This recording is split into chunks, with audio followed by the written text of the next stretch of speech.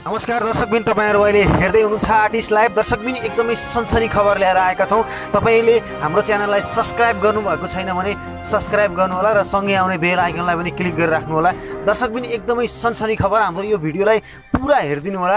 दर्शकबिन, अस्ट्रेलिया काण्ड एकदमै तातिएको छ र तातिएको क्रममा आज फेरि अझ अर्को अपडेट आएको छ। दर्शकबिन, अस्ट्रेलियाकी चेलीले फेरि नेपाल प्रहरीलाई उजुरी दिएकी छन्। दर्शकबिन, उहाँको यो भिडियोलाई नेपाली दर्शकहरूले एउटा नेपाली भनेर फेसबुक सामाजिक सञ्जालमा क्लिकहरू धेरै ग्रुपहरूमा सेयर गरेका छन्। दर्शकबिन, एउटा आफ्नो अस्तित्वमाथि दाग लाग्यो भन्दै नेपाली प्रहरीलाई उजुरी गरेकी छन्। दर्शकबिन, यो भिडियो एकदमै इन्ट्रेस्टिङ हुनेछ।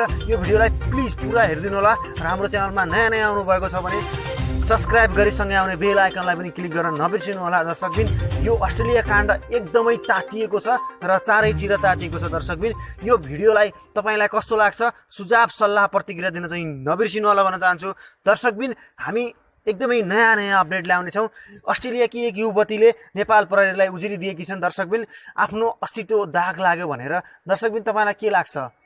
जस्तो लाग्छ त्यस्तै प्रतिक्रिया दिन चाहिँ नबिर्सिनु होला। दर्शकबिन, कि ती चेलीले सामाजिक सञ्जाल फेसबुकमा एकदमै धेरै मात्राभन्दा धेरै सेयर भएको हुँदा दर्शकबिन उहाँले नेपाल प्रहरीलाई उजुरी दिएकी छन्। दर्शकबिन, उजुरीमा शङ्कात्मक व्यक्तिहरूको नाम समेत दिइसकेकी छन्। दर्शकबिन, तपाईँलाई के लाग्छ?